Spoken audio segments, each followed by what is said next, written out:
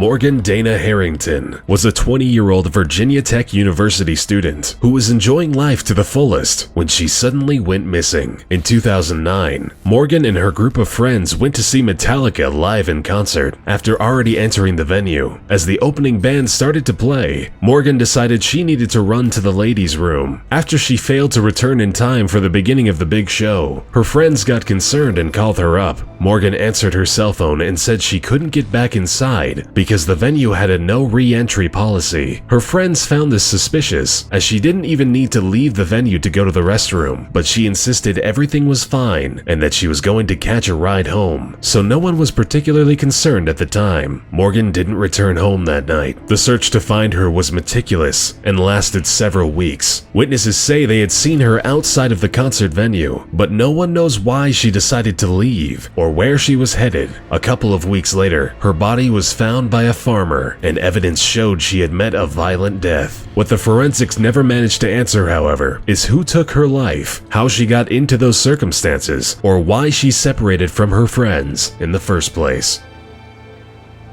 In 2002 in California, Evelyn Hernandez was found dead. Her body had washed up in the San Francisco Bay, with her torso cut open and the 9-month-old fetus she was carrying inside removed. Hernandez went missing 2 months prior, and the gruesome discovery of her body did not offer any answers to the circumstances of her death. However, the public widely speculated that her murder was connected to the murder of yet another pregnant woman, which occurred the same year. The highly publicized murder case gave way to wild theories about the murders being connected to satanic rites and devil-worshipping groups. The theories of both a serial killer on the loose and a satanic group were proven wrong when the husband of the other victim was found guilty and sentenced to death row, with the major suspect proven innocent of that particular crime. Hernandez's case was left a mystery. To this day, it remains unknown what exactly happened to her, how she met her end, or what happened to the baby she was carrying.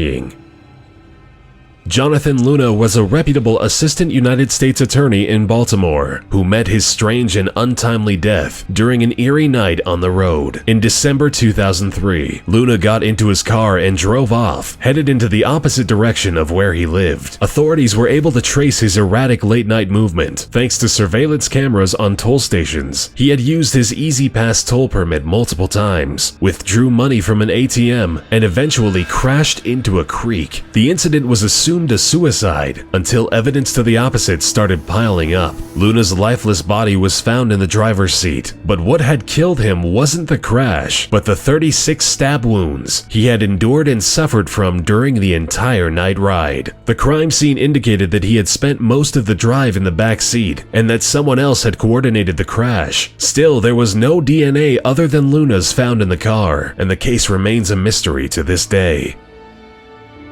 Shannon Gilbert was an escort who disappeared in 2010 after claiming that her life was in danger. Shannon was at a client's house with her pimp waiting for her nearby when she suddenly ran outside, frightened and hysterical, claiming that someone was after her. She ran away from her pimp and erratically called the police and told them that someone was planning to murder her. In the early hours of the morning, she woke up a completely random man banging on his door and screaming that she needed help, but ran away from the man shortly after he promised to keep her safe and call the police. Shannon disappeared into the night, never to be seen alive again. Her decomposing body was found in a marsh not far away from where she was last seen, and the official cause of death was an accident. Based on the evidence, the police assumed that in her hysteria, she tripped and fell to her death. What was making her so frantic and why she was so frightened that night remains a mystery.